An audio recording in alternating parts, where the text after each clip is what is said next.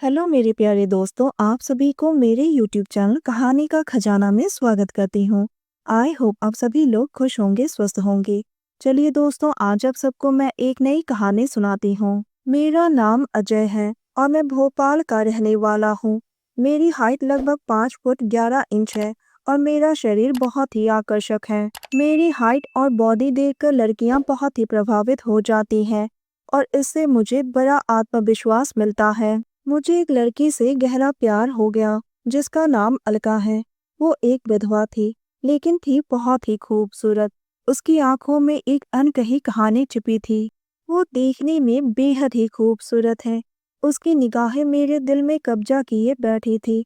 जब से उसे देखा है, हर रोज ही मर मर के मैं तो जी रहा था। उसकी स्लिम फिगर उसकी सुंदरता में चार चांद लगाते हैं। कोई भी उसे देखकर मंत्रमुग्ध हो जाए। बात 1 साल पहले की है। एक बार मैं अपने चचेरे बहन की शादी में गया था। तब मेरी मुलाकात अलका से हुई और उसके बाद हम दोनों ने अपना नंबर एक्सचेंज कर लिया। उसके बाद से धीरे धीरे हमारी बातचीत फोन में ही शुरू हुई, जो बाद में अलका के रूप में मेरे जीवन का हिस्सा बनी। कुछ दिनों के बाद मुझे पता चला कि उसके पति की मौत को 3 महीने हो गए हैं। पति के निधन के बाद वो पूरी तरह से टूट गई थी क्योंकि उसके आगे पीछे कोई नहीं था और वो अपने ससुराल में ही रहती हैं। मुझे उसकी तकलीफ का अंदाज़ा था और मैं हमेशा उसे सांत्वना देता था। धीरे धीरे हमारी बातचीत को 2 महीने हो गए और हमारी बातचीत धीरे धीरे गहरी होती गई। हमारी नज़दीकियाँ भी बढ़ती गई और हमें एक दूसरे से प्यार हो गया। एक दिन मैंने हिम्मत करके उसे अपने दिल की बात कह दी। अलका ने भी मेरी प्यार को स्वीकार कर लिया और अपने प्यार का इजहार कर दिया कि वो भी मुझे पसंद करती हैं। हमारे प्यार में एक अलग ही नशा था। अब हम दोनों आपस में वो सब की बातें भी खुलकर करने लगे।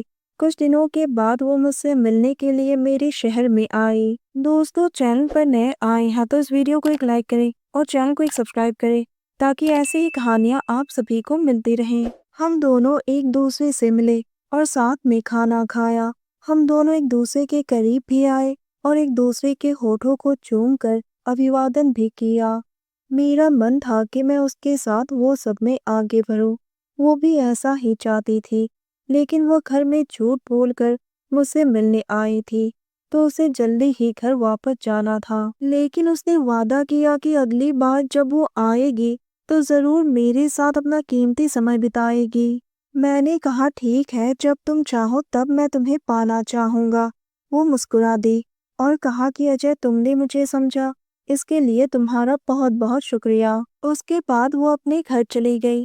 धीरे धीरे हमारी प्यार भरी बातें वीडियो कॉल में और खुलकर होने लगी। ये सिलसिला अब हर रात का हिस्सा बन गया था। मैं हर दिन उससे मिलने की बात करता था, लेकिन उसका ससुराल से निकलकर मुझसे मिलना इतना आसान नहीं था। फिर भी हम दोनों ने हिम्मत नहीं हारी और वो दिन भी आया जब अलका ने अपनी सहेली की शादी में जाने का बहाना बनाकर मुझसे मिलने का प्लान बनाया। उसने कहा कि वो दोपहर को मेरे कमरे में ही आ जाएगी। मेरी खुशी का ठिकाना ना रहा। मैं अलका को लेकर अपने कमरे में आया और दरवाज़ा अंदर से बंद कर दिया और अलका को अपने गले से लगा लिया। उसे मिलने की खुशी में उसके होठों को चूम लिया। उसकी सांसें गर्म थी। उसका साथ मुझे बेकाबू कर रहा था। हमारी चाहत थी कि हम एक दूसरे से मिले और अपने प्यार को एक अलग रूप में महसूस करें और खुलकर उस पल का आनंद ले। उसके बाद में वो सब काम में व्यस्त हो गया। उसका साथ पाकर मुझ में काम करने की चाहत और बढ़ने लगी। उसकी आंखों से आंसू बह रहे थे, तो मैंने पूछा, क्या तुम मेरे काम से खुश नहीं हो? उसने कहा, नहीं, ऐसी कोई बात नहीं है। पहली बार मैं इस पल को महसूस कर रही हूँ। मैंने पूछा, क्यों तुम्हारा पति वो सब काम नहीं करता था क्या? उसने कहा कि उनसे ये सब काम नहीं हो पाता था, ना ही उनको इन सब कामों से कोई मतलब था।